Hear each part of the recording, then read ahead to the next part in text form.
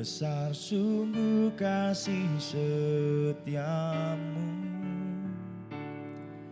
nyata sungguh perlindunganmu.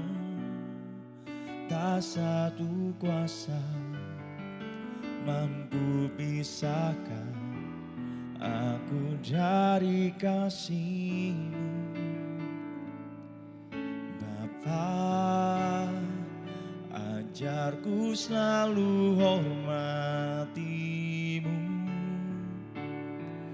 ajarku turut perintah-Mu, berikan ku hati untuk menyembah-Mu dan bersyukur setiap waktu.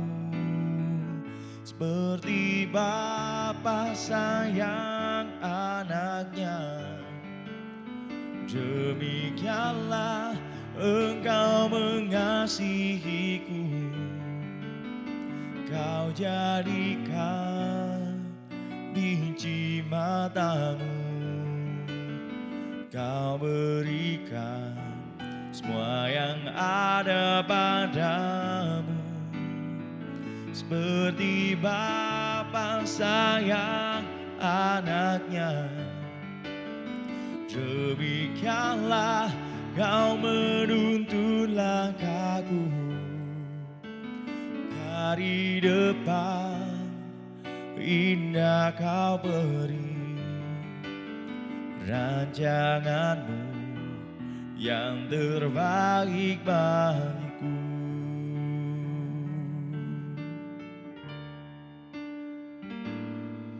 Bapa, besar sungguh kasih setiamu, nyata sungguh perlindunganmu. Tak satu kuasa mampu pisahkan aku dari kasih-Mu. Bapa, ajarku selalu hormati-Mu, ajarku turut perintah-Mu, berikan ku hati untuk menyembah-Mu dan bersyukur setiap waktu. Seperti Bapa sayang anaknya, demikianlah Engkau mengasihiku. Kau jadikan biji mata-Mu, Kau berikan semua yang ada padamu. Seperti Bapa sayang anaknya, demikianlah Kau menuntun langkahku. Hari depan indah Kau beri rancangan-Mu yang terbaik bagiku.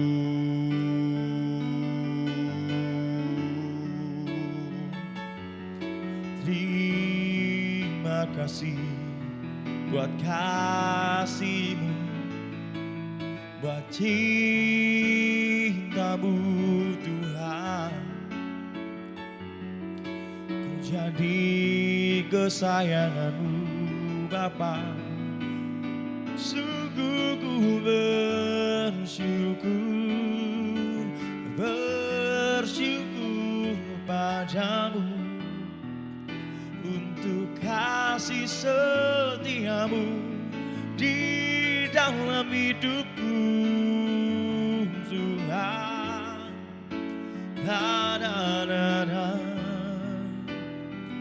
Terima kasih Tuhan. Kau jadikanku biji mata-Mu dan Kau berikan semuanya untuk membelaku, untuk mengangkat hidupku. Yesus, ku bersyukur Tuhan. Terima kasih, terima kasih. Seperti Bapa sayang anaknya, demikianlah Engkau mengasihiku. Kau jadikan biji matamu, Kau berikan semua yang ada padamu. Seperti Bapa sayang anaknya, demikianlah Kau menuntun langkahku. Hari depan indah Kau beri, rancanganmu yang terbaik bagiku. Oh, seperti Bapa sayang anaknya, demikianlah Engkau mengasihiku. Kau jadikan biji matamu, Kau berikan semua yang ada padamu. Seperti Bapa sayang anaknya, demikianlah Kau menuntun langkahku. Hari depan indah Kau beri, rancanganmu yang terbaik bagiku. Hari depan indah Kau beri, rancanganmu yang terbaik bagiku. Oh, hari depan indah Kau beri, rancanganmu yang terbaik bagiku.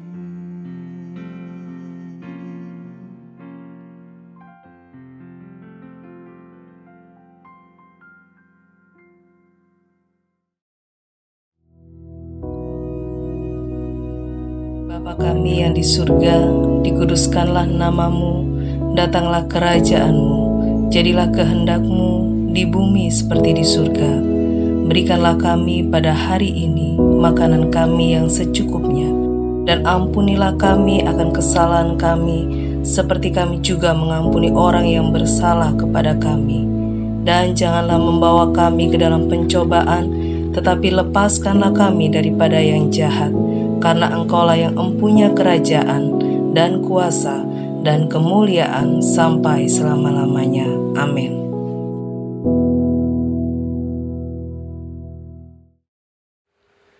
Shalom, puji Tuhan. Sebelum kita mendengarkan renungan pada hari ini, mari kita berdoa terlebih dahulu. Kami bersyukur Tuhan untuk kasih setia-Mu. Kami butuh firman-Mu, tuntun kami lewat kebenaran-Mu, sehingga kami tidak tersesat. Kami mencapai pada hari depan yang penuh harapan, bahkan hidup kami bisa memuliakan Tuhan. Terima kasih, bersabdalah, urapi kami, tolong kami untuk mengerti dan melakukan firman-Mu dalam nama Tuhan Yesus. Amin. Jemaat yang dikasihi Tuhan, hari ini saya beri judul renungan, yaitu navigasi dalam gelap. Secara umum, navigasi itu bisa diartikan yaitu teknik menentukan posisi dan arah perjalanan, baik di peta maupun di handphone saudara. Kalau saudara pasti punya Google Map, ya, atau aplikasi yang lain yang menunjukkan arah supaya kita tidak tersesat. Nah, navigasi dalam gelap ini sangat kita butuhkan di hari-hari ini, bahkan sangat lebih kita butuhkan karena hari-hari ini dunia makin tenggelam di dalam kegelapannya. Dunia makin tenggelam dalam dosa. Kita butuh navigasi. Kita tahu bahwa alat transportasi pun kalau tidak ada navigasi bisa tersesat. Bahkan lebih parahnya bisa mengalami kecelakaan, tabrakan dan sebagainya. Contoh saja pesawat. Pesawat yang salah navigasi bisa menyebabkan kecelakaan. Perjalanan darat, mobil, salah navigasi bisa membuat kita kesasar. Ya, siapa di sini yang pernah kesasar gara-gara mengikuti Google Map? Saya pun juga pernah ya, kesasar ya, sampai jalannya kecil, ini daerah mana sih? Sudah malam hari, awalnya ada lampu, tiba-tiba lama-lama tidak ada lampu, lama-lama makin gelap, lama-lama jalannya makin kecil. Waduh, ini kok jalannya makin tidak jelas gini. Akhirnya keluar dari jalan itu. Ya kan, kita pernah disesatkan atau kesasar gara-gara Google Map. Tapi kita juga pernah sampai tempat gara-gara juga Google Map ya. Kita juga tidak tahu suatu tempat di mana ini ya. Kita pakai Google Map, ada navigasinya, dan kita tahu kita sampai tempat. Hidup kita itu adalah petualangan sekaligus ketergantungan. Sekali lagi saya ulang, hidup kita adalah petualangan sekaligus ketergantungan penuh kepada Tuhan. Dunia memang sedang gelap, bahkan makin gelap. Namun kita memiliki GPS rohani yang tidak pernah salah arah. GPS rohani, navigasi yang mengarahkan kita. Sehingga kita melewati hari-hari ini tidak tersesat, kita tidak tenggelam di dalam kegelapan, sebaliknya kita menuju ke hari depan penuh harapan. Mazmur 119 ayat ke-105 dikatakan, firman-Mu itu pelita bagi kakiku dan terang bagi jalanku.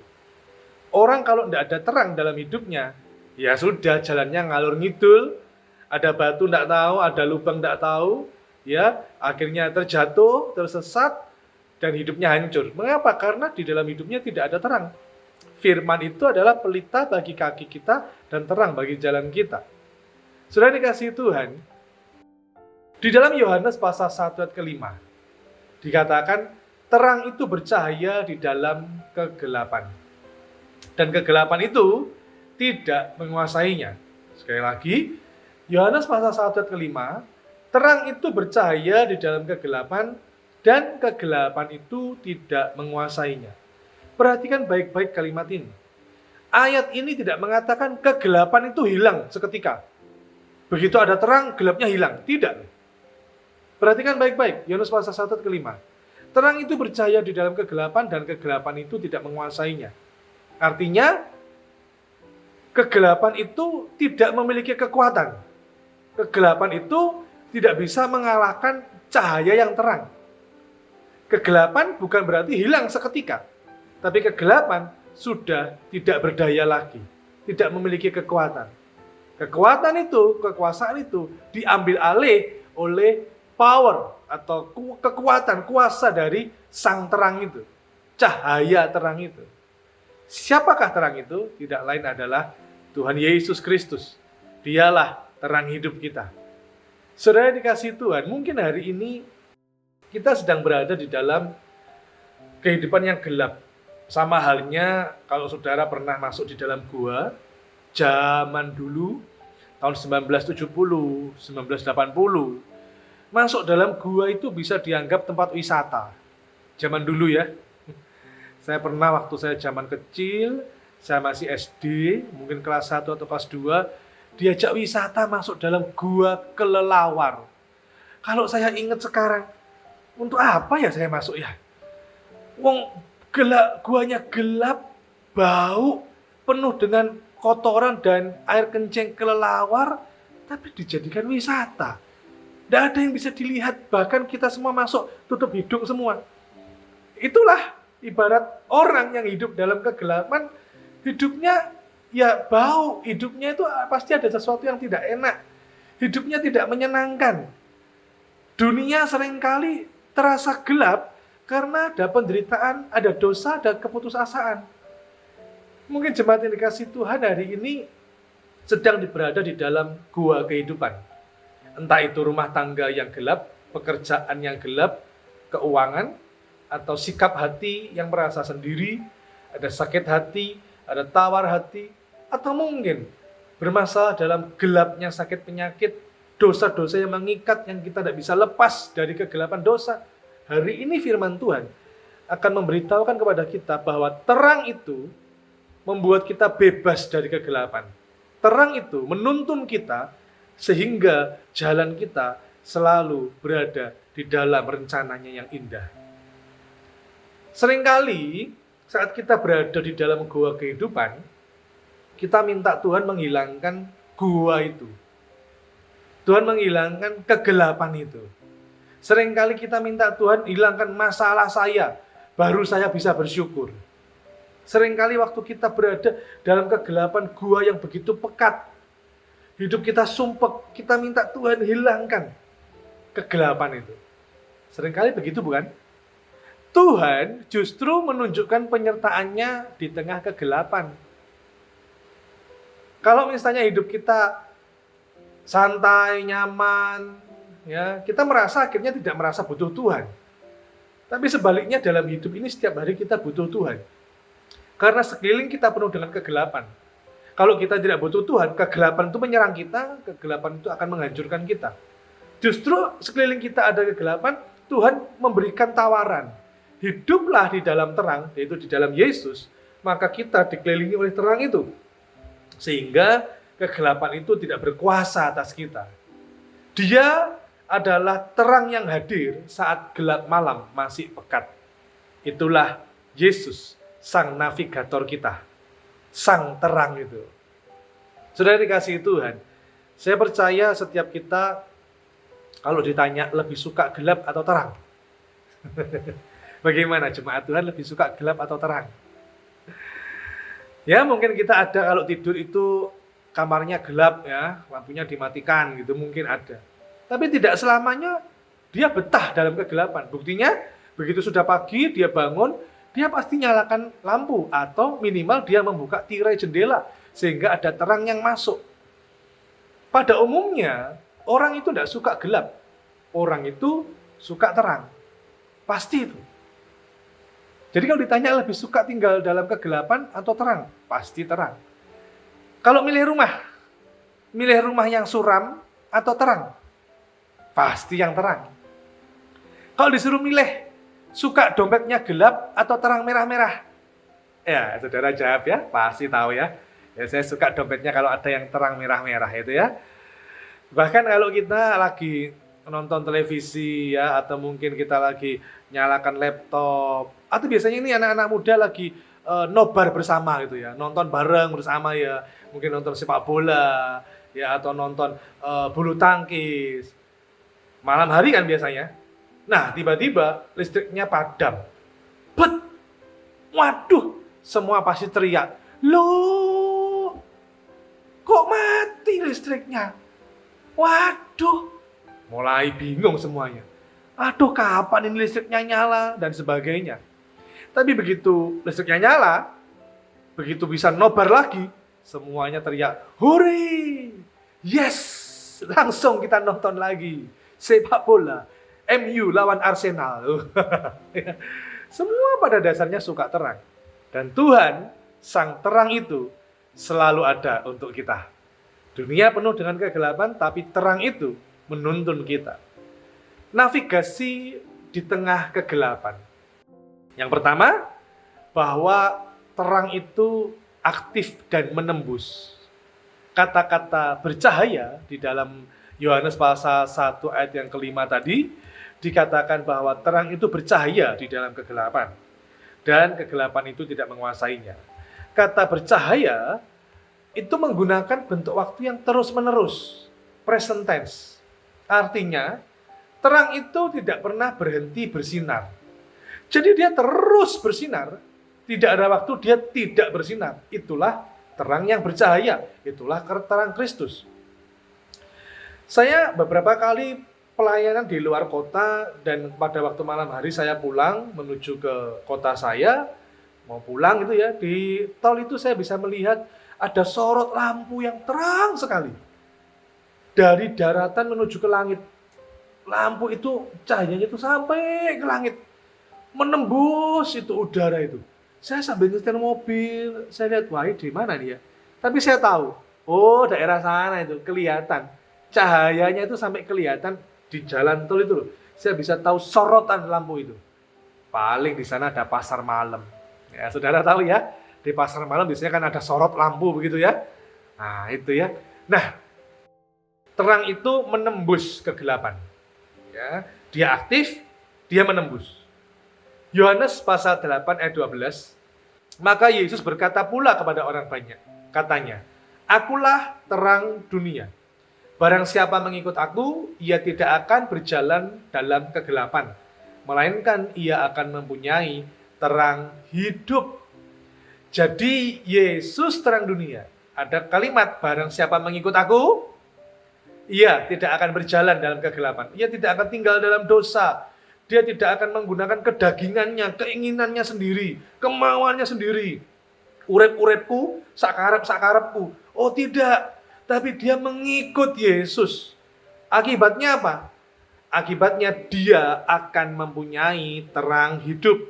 Barang siapa mengikut aku, ia tidak akan berjalan dalam kegelapan, melainkan ia akan mempunyai terang hidup. Kata mengikut, itu artinya ada sebuah tindakan. Tindakan ini berkelanjutan terus-menerus sampai akhir. Jadi kita mengikut Yesus tidak hanya hari Minggu pas waktu ibadah. Apalagi kalau pas bulan Desember, banyak orang jadi Kristen. Ya, kalau bulan Desember kan banyak yang jadi Kristen.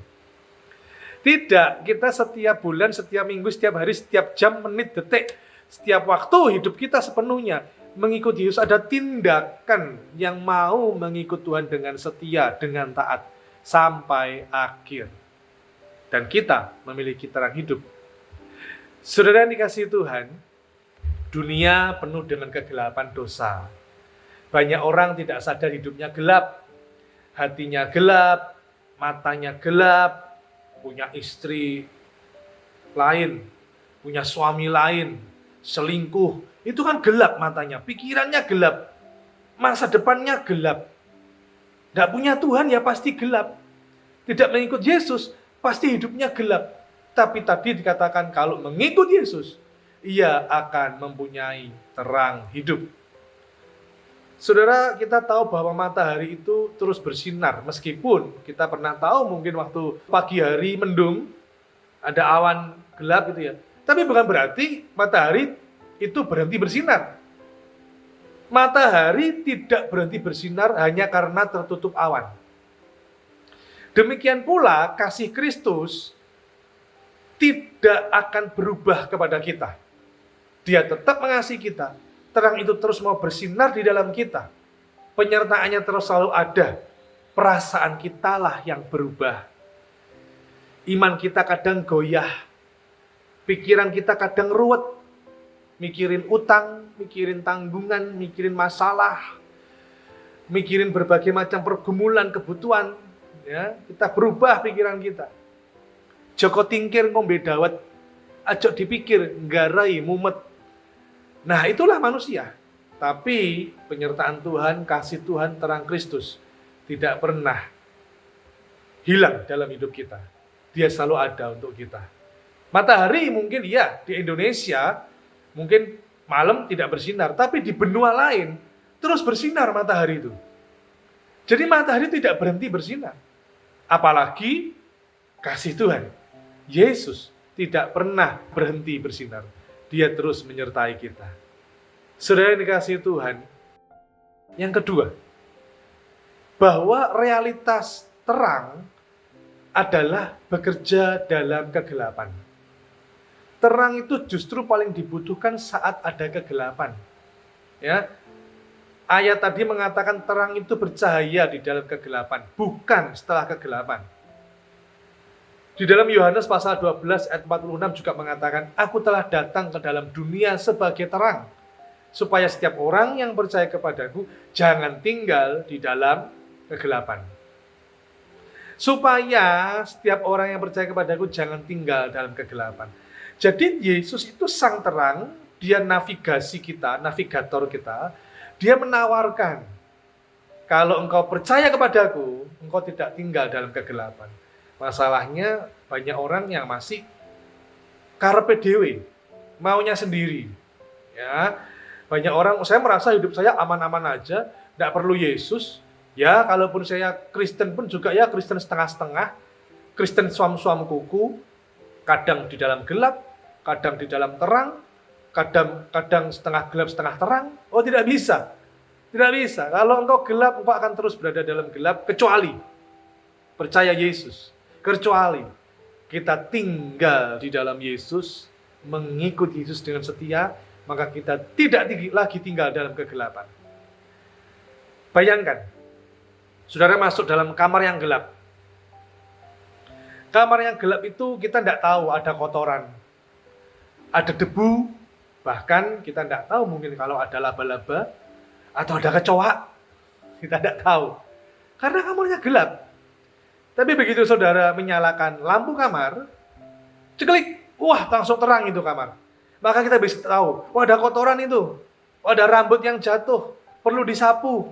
Oh, ada kecoa, wah ini perlu diusir. Wah ada nyamuk ini, perlu dibunuh dan sebagainya.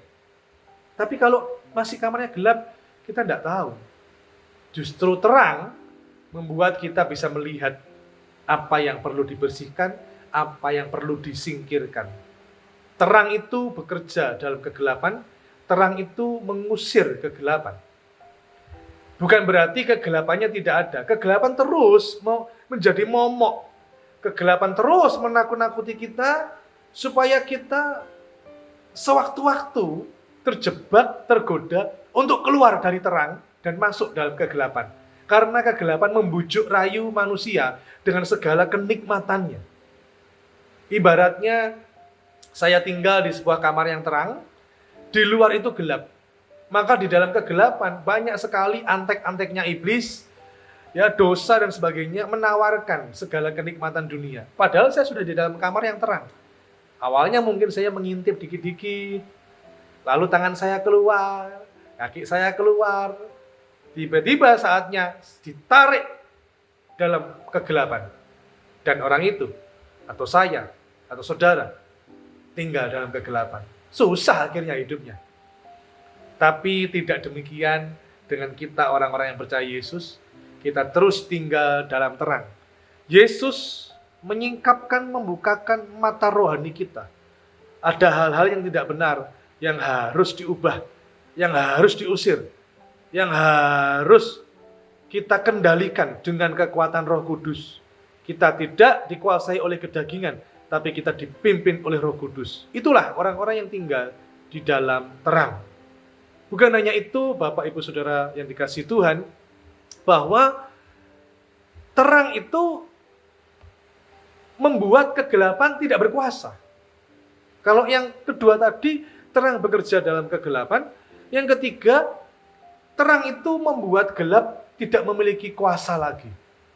Ya, tadi dikatakan di dalam Yohanes pasal 1 ayat yang ke-5, ya, Yohanes pasal 1 ayat ke-5, terang itu bercahaya di dalam kegelapan, dan kegelapan itu tidak menguasainya. Kata tidak menguasainya, itu di dalam bahasa aslinya disebutkan katelaben. Tidak menguasainya dalam bahasa aslinya yaitu katelaben. Artinya apa? Artinya memiliki makna ganda. Yang pertama, tidak memahami. Dunia yang gelap seringkali tidak mengerti cara kerja Tuhan. Tidak mengerti, ya itulah dunia. Merasa pintar, merasa hebat, padahal bodoh. Karena cara kerja Tuhan, kemuliaannya, kehebatan Tuhan itu tidak bisa dijangkau dengan pikiran kita, dengan orang manusia duniawi, nggak ngerti cara kerja Tuhan. Suatu saat saya pernah menginjil, saya coba ceritakan, ya awalnya saya bertanya kepada orang yang motong rambut saya lagi di tukang cukur itu ya. Saya tanya-tanya soal Indonesia sekarang begini-begini, kehidupan makin sulit.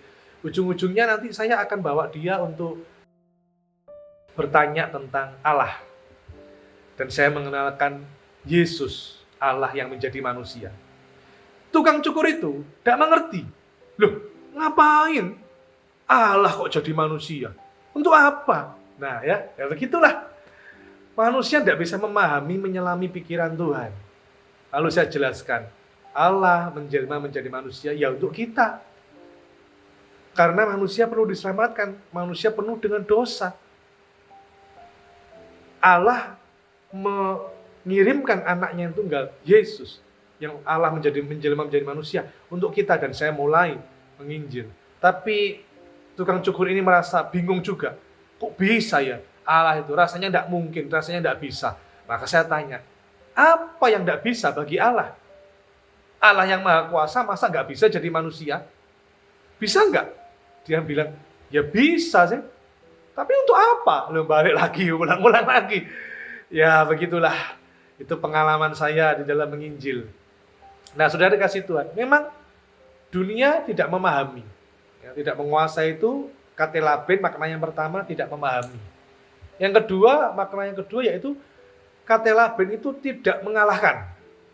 Kegelapan sepekat apapun tidak punya kekuatan untuk mematikan satu titik cahaya sekecil sekalipun.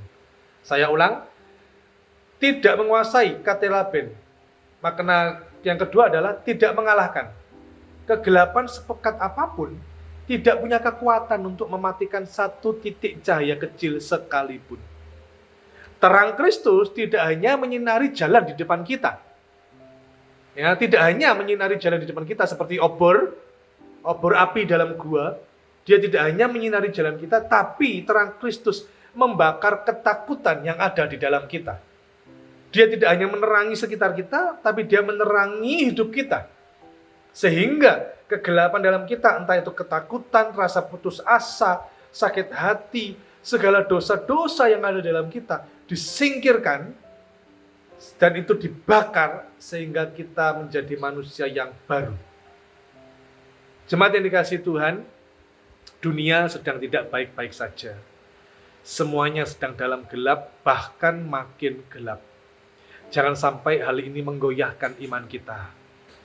Kita punya Yesus, sang navigator kita. Navigasi dalam gelap membuat kita tidak tersesat. Lucu sekali kalau misalnya ada orang yang takut dengan bayang-bayangnya. Saudara tahu waktu kita siang hari, begitu sudah ada matahari, lalu kita berjalan, lagi jogging dan sebagainya gitu ya. Terus tentu kita semua ada bayang-bayangnya. Kadang orang itu, kalau ini hanya sebuah ilustrasi, takut dengan bayang-bayang. Bayang-bayang itu ya pasti ada, tapi ingat, waktu kita ada bayang-bayang, berarti ada cahaya yang bersinar di dekat kita. Bahkan kalaupun kita di dalam rumah, dan di situ ada lampu, maka kita punya bayang-bayang. Tapi jangan fokus kepada bayang-bayang kita, tidak perlu takut kepada bayang-bayang kita yang hitam. Nggak tahu apakah di sini ada bayang-bayangnya warnanya kuning, atau ungu, atau hijau. Semua bayang-bayang pasti hitam ya, gelap ya. Jangan fokus ke situ, fokus kepada cahaya yang menyinari kita. Nah, itulah yang membuat kita bisa melewati hari-hari ini, karena ada cahaya yang terang itu. Karena itu, saudara dikasihi Tuhan, kalau kita sedang khawatir karena saya belum punya kerja, saya takut masa depanku nggak jelas. Yang sudah bekerja, takut. Ada bayang-bayang ketakutan, wah saya sudah bekerja, tapi gimana kalau penghasilanku nggak cukup? Aku menabung. Yang punya tabungan, takut juga, nanti jangan-jangan hilang ya.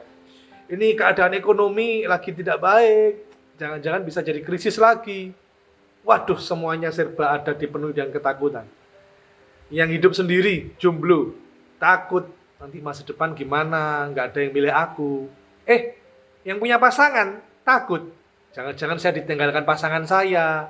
Aduh, saudara yang kasih Tuhan, di dalam hidup ini, di fase manapun selalu ada alasan untuk cemas. Justru itu Roh Kudus memberi kita kekuatan. Ingat Yesaya 41 ayat 10. Janganlah takut sebab aku menyertai engkau.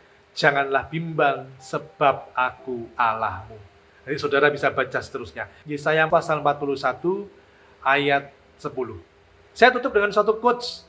Hidup memang akan selalu punya ketidakpastian. Tapi penyertaan Tuhan tidak pernah berubah. Saya ulang. Hidup memang akan selalu punya ketidakpastian, Tetapi penyertaan Tuhan tidak pernah berubah. Terus kita tinggal dalam terang, dan terus kita mengikut Yesus sebagai navigator kita. Terang untuk memimpin kita dari depan penuh harapan. Tuhan Yesus memberkati. Kami bersyukur Tuhan untuk firman-Mu yang sudah kami dengar. Engkau meneguhkan kami, menguatkan kami. Hidup kami tidak lagi dalam kegelapan, sebaliknya kami dalam terang ilahi. Yesus sendiri menuntun kami, tinggal dalam kami, sehingga segala aspek hidup kami diberkati Tuhan. Sebab ada Yesus, pasti ada pertolongan, ada kemenangan, ada cara-Mu yang ajaib, memulihkan, mengangkat, dan memberkati kami. Terima kasih, dan sepanjang hari ini, sepanjang hidup kami diberkati dan memuliakan Tuhan. Dalam nama Tuhan Yesus. Haleluya. Amin.